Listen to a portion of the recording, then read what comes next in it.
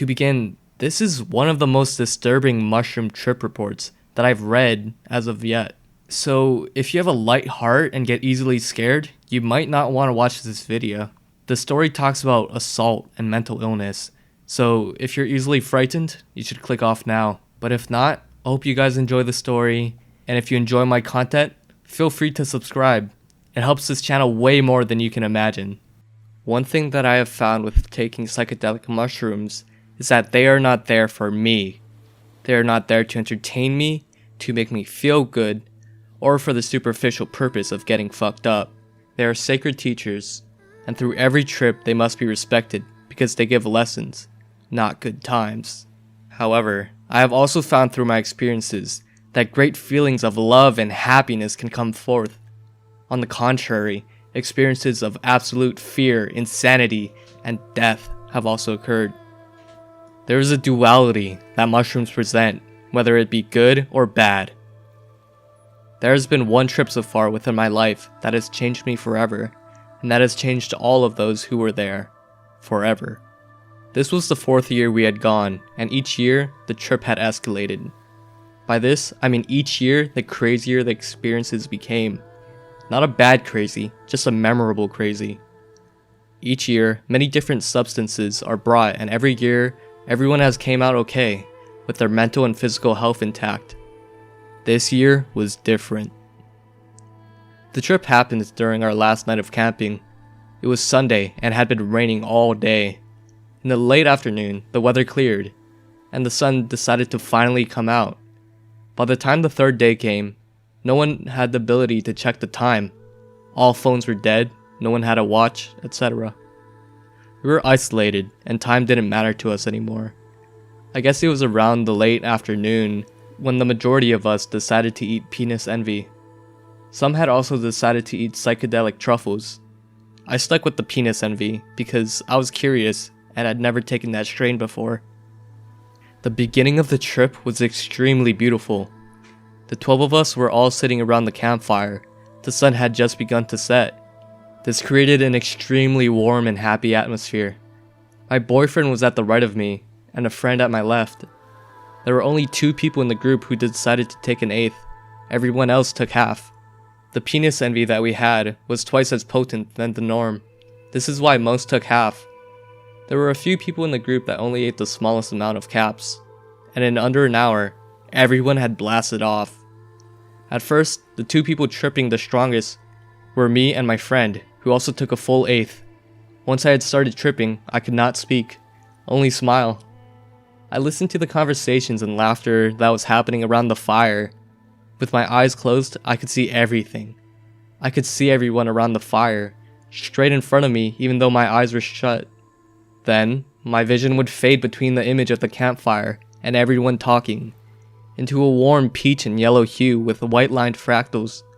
Beautiful, bright, vivid extreme fractals. I could hear almost like a woman singing in the far reaches of the back of my mind. Very soft like a mother's voice. Such a strong wave of absolute love and awareness came over me, like the kind of love and happiness I had not experienced since I was a young child. So genuine, unspoiled, and innocent.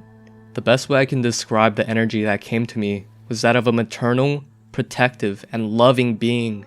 It was the mushroom speaking, teaching me, and showing me the absolute beauty and love that is found between everything living.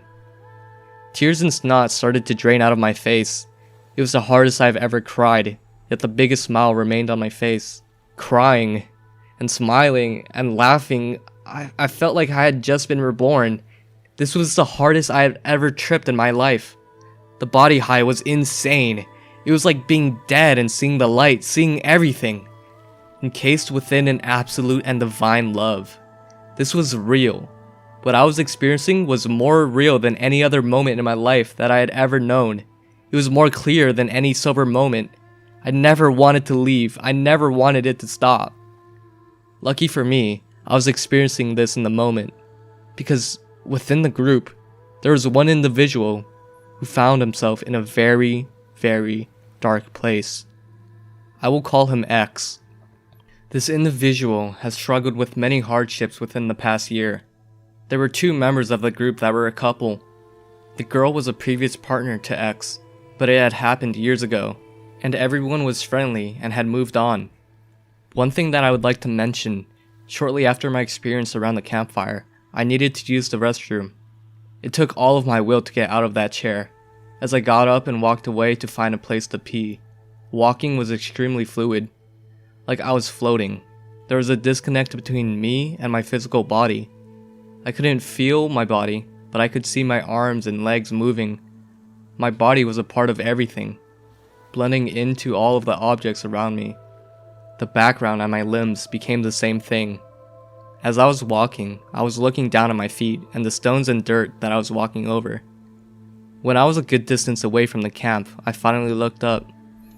All around me, in the brush, on the moss beds, on the fallen trees, there were people. At least, I thought they were people. I sat behind a boulder by myself and intently looked to my left. There was a young guy, about my age, just huddled over next to me. I couldn't see his face. He was just there, frozen, not moving, or breathing. I remember him so clearly. Tan shorts, a gray shirt, reddish-brown short hair, blue tennis shoes, just huddled over. This did not frighten me. I knew that this boy was not really there. None of these people were. At least not in the physical plane of existence. All these people were huddled like this boy, all facing different directions. I could see no faces. Everyone just sat there with their heads buried in their arms all around the forest. I knew I was seeing spirits.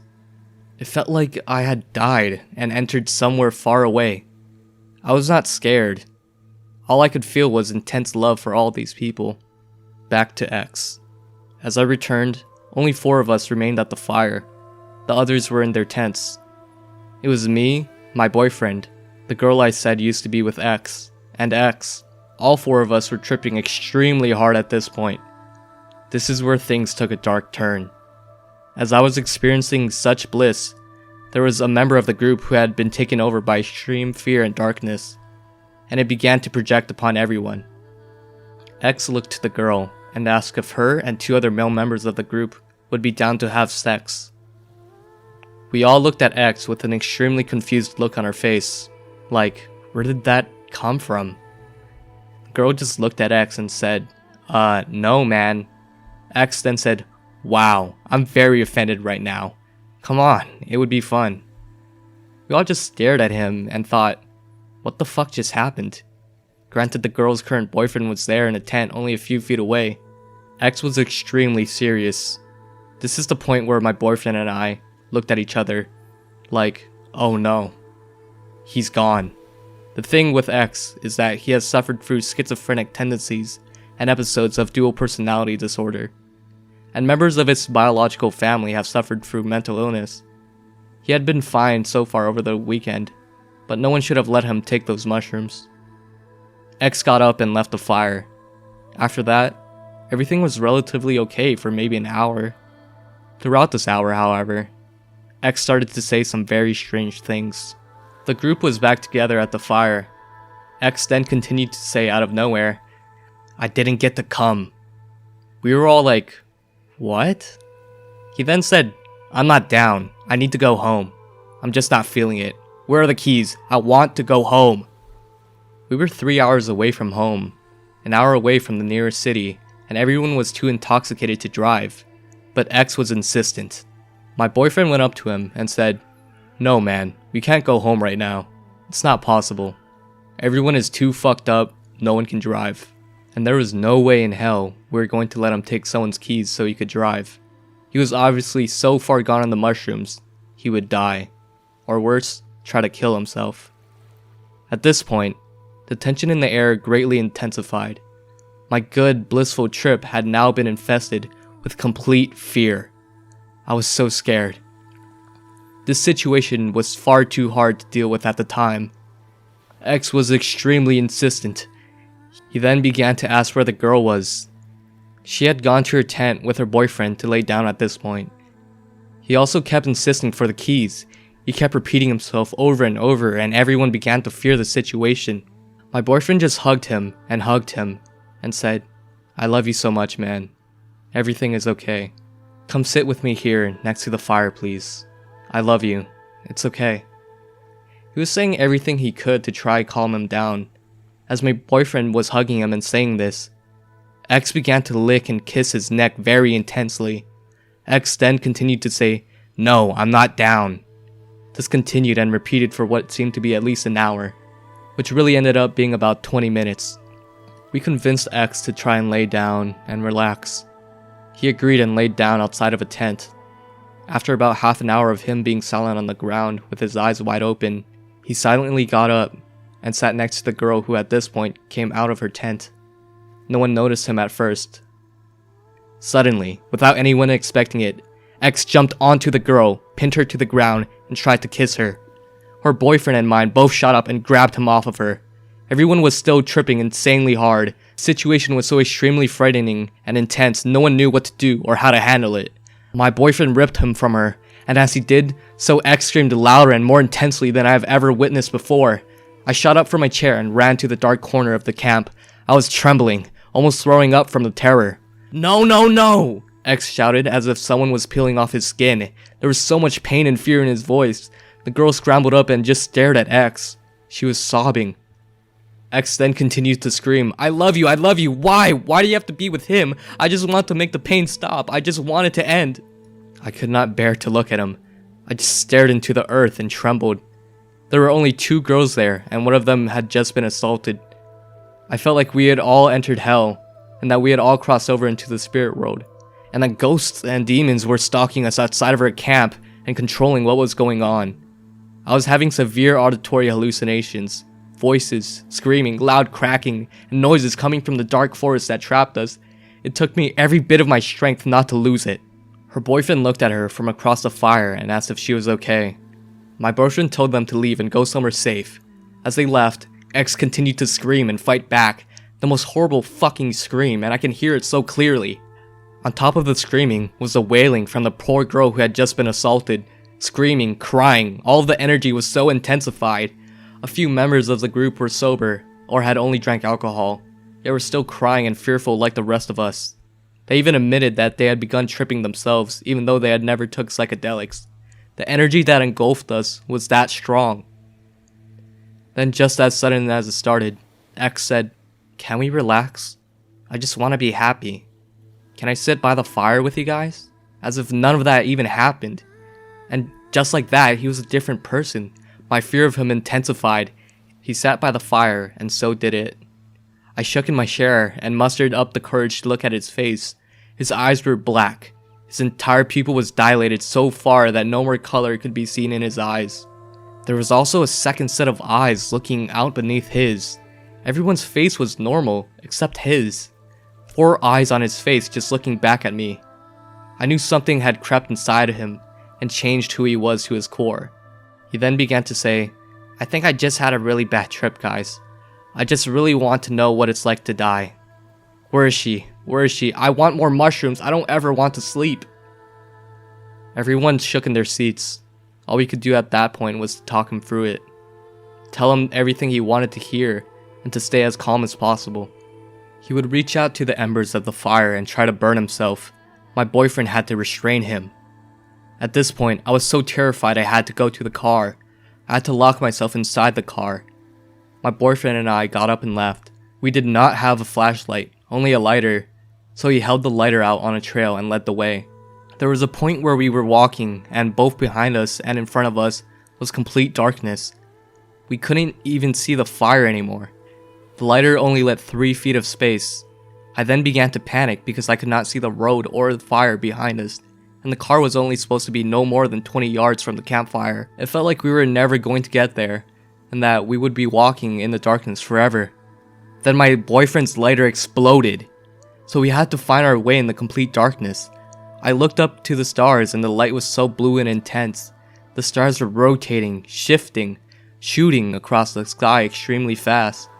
At this point, I knew for sure I had traveled to a different dimension, because nothing was making sense anymore, yet the stars were still so beautiful. I then began to remember the loving force that seemed to protect me. I knew I was going to get through this night no matter how long it seemed, because that force still enveloped me. We locked ourselves inside of the car and wrapped ourselves in sleeping bags. My brain was way too hyperactive to sleep. My boyfriend had taken less mushrooms and wasn't as stimulated. He began to fall asleep, leaving me alone in the darkness of the car until light shined through the next morning. I sat in the car in the darkness, terrified for my life until the sun came the next morning. There were too many things that I experienced inside the car to really document. Morning was such a relief to me, but I was still tripping well into the midday. But it was still a very light trip, almost like a heightened awareness. My boyfriend and I packed up and left. I couldn't bear to go back to the camp and look at his face. There was such a darkness inside of him, it shook me so bad I still struggle with it. It was the epitome of fear and evil. Mental illness creates such a sad and terrifying pit inside people who suffer from it. Conclusion: I've never experienced such fear and insanity in my life. To see a person so broken down and so far gone was extremely terrifying and existential. X had woken up the next morning and remembered nothing. This frightened us because this made it obvious that it was his dual personality that had taken over. To see a schizophrenic have a bad trip on mushrooms was indescribably traumatic. I had both the worst and the best trip of my life that night. I stand true to the fact the mushrooms are teachers and are there to provide a heightened awareness of either the fear or the love. I chose to embrace love and not fear last night, and it is what got me through it. The days following this, I had severe nausea, anxiety, and discomfort. My body was still feeling the effects of the experience. This will stick with me for the rest of my life.